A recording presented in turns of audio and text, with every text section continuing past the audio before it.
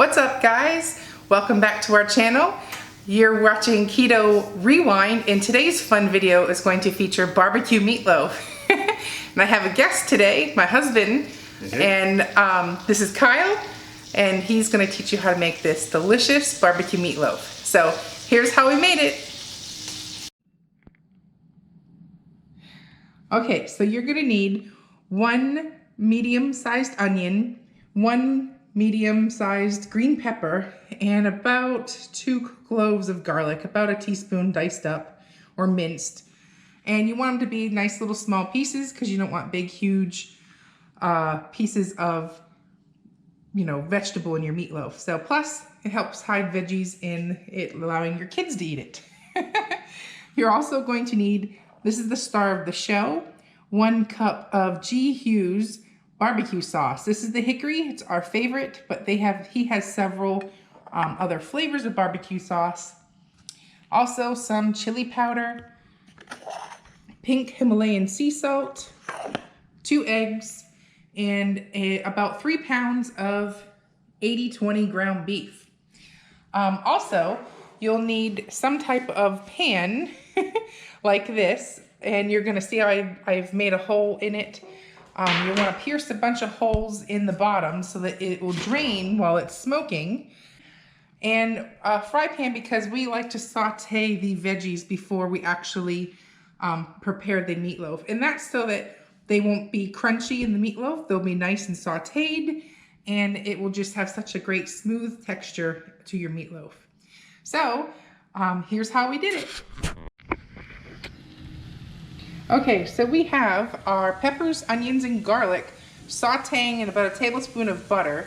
And this is to soften it until everything's translucent, and it'll make your meatloaf really tender and delicious. While these are sauteing about 5 to 6 minutes or until it's translucent, let's go fire up the smoker.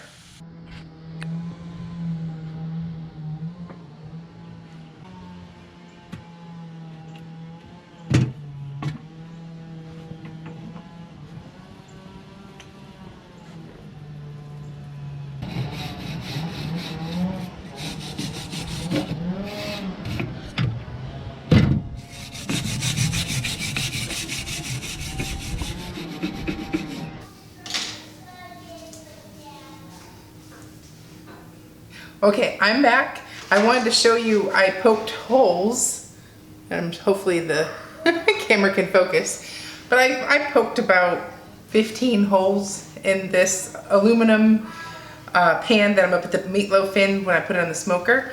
But I wanted to show you that way it doesn't become like a big soupy mess. It's just easier to smoke it that way. The juices will drip, but it'll keep most of your juices, but they'll drip out and it won't become a big pan of soup. So, and then next, I have several barbecue recipes using G Hughes. Their barbecue sauces are fantastic.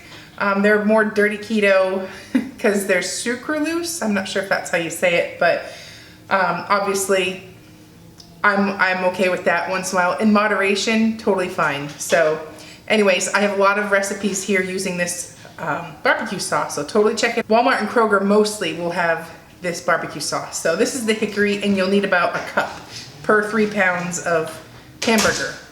So I want to show you the veggies are now translucent, nice and soft, and they are ready to mix up. So like I said, you don't have to look at it. You don't have to do this step, but it does add like so much flavor to your meatloaf. So I like to have them cool off a little bit before I handle it. So I'll put it in my stainless bowl here. Give it a minute or two to cool down so you're not like cooking your burger or your egg. So we'll set that down, and I have 3 pounds of hamburger meat. I have 2 eggs set aside. We're gonna do one. My normal recipe pre-keto, I use 2 eggs, but this time I'm not sure if I'll need 2 eggs, but we'll see. But I have them set aside. And then salt and pepper are to taste, and I like to add a kick of chili powder. Okay, so here we are. My veggies have had a chance to cool down a little bit. I'm sorry for the noise in the background, but kids are home, so my videos are a lot louder.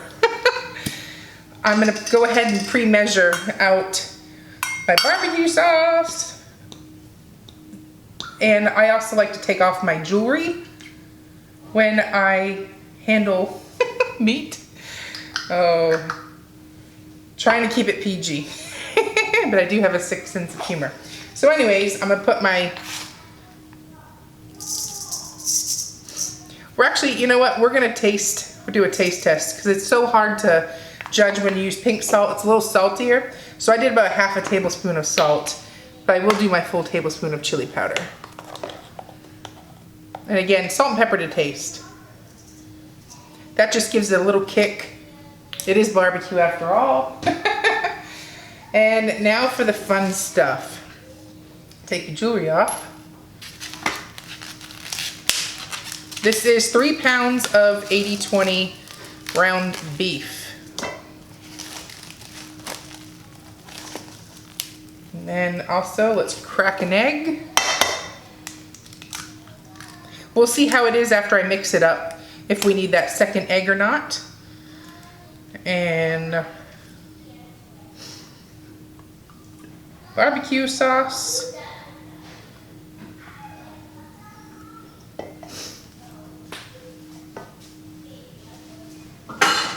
All right, honestly, the best way to mix this up is to use your hands.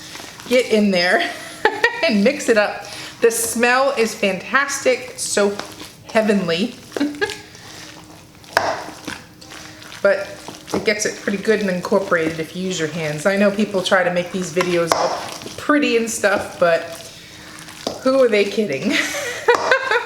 This is the best way to get it all mixed up and incorporated. And at the end, you just wash your hands. So,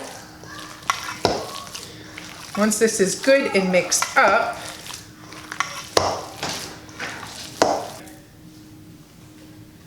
all right, we're gonna add the second egg.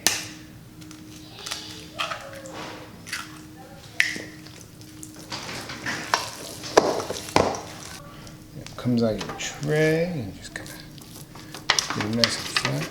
You want an even thickness so it cooks evenly.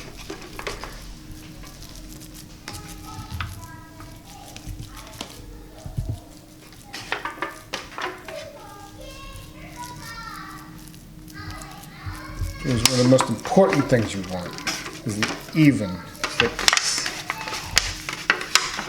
All right, let's go put her on.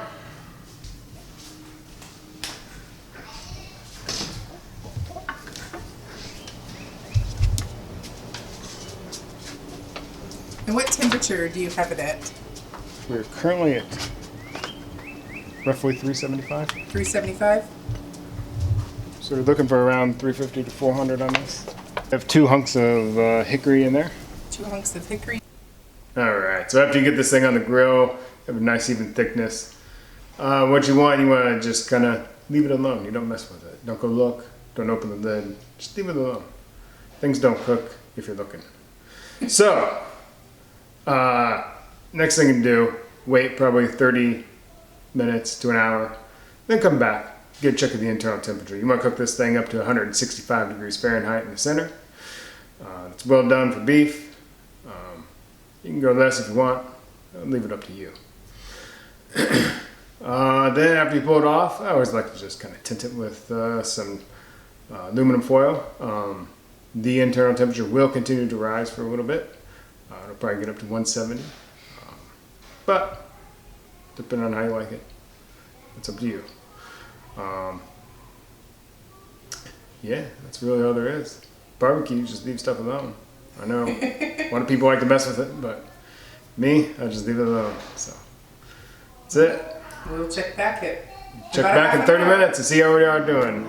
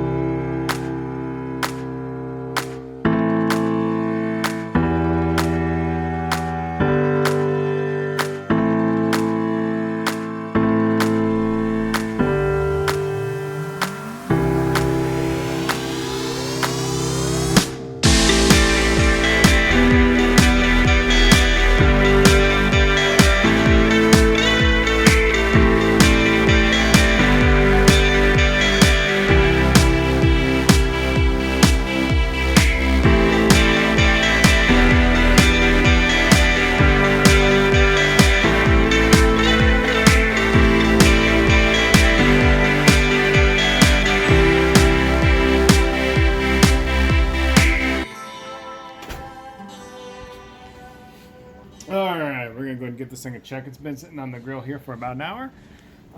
Looks like we're roughly about 350 degrees. Thermometer.